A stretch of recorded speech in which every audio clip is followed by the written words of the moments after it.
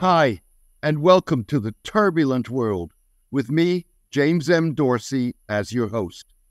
A Saudi-Israeli agreement to establish diplomatic relations involving enhanced U.S. commitments to Gulf security could be a game changer for great power rivalry in the Middle East. To be sure, U.S. President Joe Biden and Israeli Prime Minister Binyamin Netanyahu face formidable obstacles in paying the price tag Saudi Arabia puts on normalization of relations with Israel. In return for relations, Saudi Arabia has demanded legally binding security commitments from the United States, support for its nuclear program, and unfettered access to sophisticated weaponry, conditions that would be challenged in Congress. The kingdom has also linked diplomatic relations to ambiguously defined progress in the Israeli-Palestinian conflict, a demand Mr. Netanyahu will have difficulty meeting with his current coalition government, the most ultra-nationalist and ultra-conservative in his country's history. Speaking to Fox News, Saudi Crown Prince Mohammed bin Salman described the Palestinian issue as very important and one that we need to solve. Mr. bin Salman shied away from spelling out what a solution would entail, beyond saying he hoped it will ease the life of the Palestinians. Within days of the interview, Saudi Foreign Minister Faisal bin Farhan told the United Nations General Assembly and a webinar normalizing relations with Israel would require a plan to establish an independent Palestinian state. On the first visit to the West Bank by a senior Saudi official since the creation of the Palestine Authority in 1994, Ambassador Naif al-Sudairi, the kingdom's first envoy to the Palestinian entity, said Saudi Arabia was working towards establishing a Palestinian state with East Jerusalem as its capital. Palestinian officials told their Saudi counterparts that as part of the kingdom's agreement to recognize the Jewish state, Israel would have to stop building new settlements, expand Palestinian control over security and construction in the West Bank, accept full Palestinian membership of the United Nations, and consent to the opening of a Palestine Liberation Organization office in Washington and a U.S. consulate in East Jerusalem. Nevertheless, senior Israeli officials asserted that Saudi Arabia was merely paying lip service to the Palestinian issue in talks about Israel. A senior Palestinian official conceded that what is being discussed includes elements that are less than statehood. We're talking about a pathway to getting there.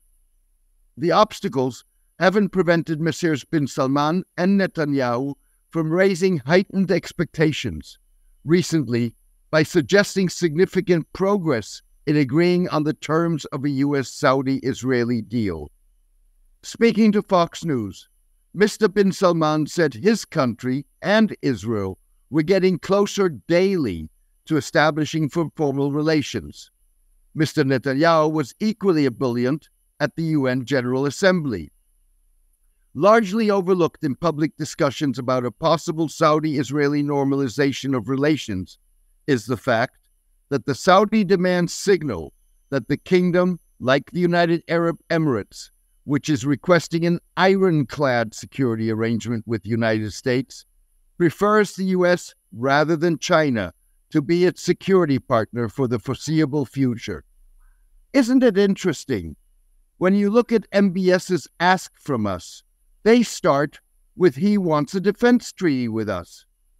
What that tells you is that at the end of the day, they don't think there is anybody else they can rely upon if they really are stranded, said Dennis Ross, a former U.S. Middle East peace negotiator. Mr. Ross was referring to Mr. bin Salman by his initials, MBS.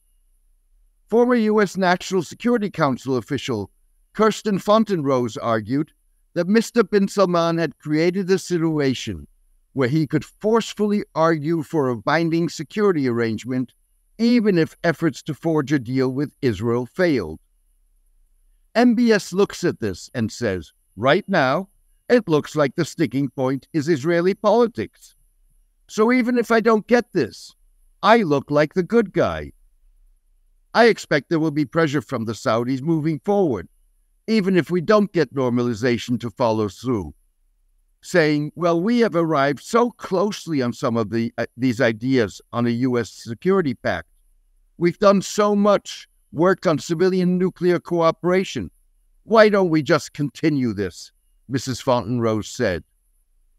Even so, it is hard to believe that Saudi Arabia and the UAE think they can retain the freedom to hedge their bets and expand relations with China as well as Russia, particularly regarding the Ukraine war and Western sanctions, in ways that the United States would see as threatening its national security and undermining its policies.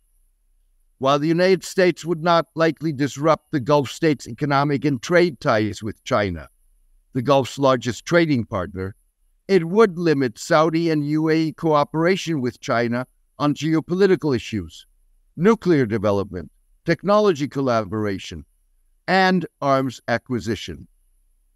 The administration is asking for some things from the Saudis. They want them to continue to peg oil to the dollar. There was some talk that they may allow the Chinese to buy oil with the Chinese currency. What is being asked here is not to stop their commercial relationship, but to create boundaries in some of the high-tech areas. It's a two-way street, Mr. Ross, the former U.S. negotiator, said. The kingdom cannot have it both ways. If it wants that kind of commitment from the United States, it has to line up with the United States. If our security relationship with Saudi Arabia is to be deepened because the Saudis want it, then there are certain obligations that come with that, said former U.S. diplomat and prominent analyst Martin Indyk. Undoubtedly, Saudi Arabia and the UAE will test how far they can push the envelope if they come to a security understanding with the United States. Ultimately, however, they are likely also to find out that a security arrangement would, at least in the Middle East, shift the U.S.-China geopolitical power balance in the United States' favor. Thank you for joining me today. I hope you enjoyed today's column and podcast. The Turbulent World with James M. Dorsey depends on the support of its readers. For the past 12 years, I have maintained free distribution as a way of maintaining impact. I am determined to keep it that way. However, to avoid putting up a paywall, I need the support of a core of voluntary paid subscribers to cover the cost of producing the column and podcast. If you believe that the column and podcast add value to your understanding and that of the broader public, please consider becoming a paid subscriber. You can do so by clicking on Substack on the subscription button at www.jamesmdorsey.substack.com and choosing one of the subscription options. Thank you. Take care and best wishes.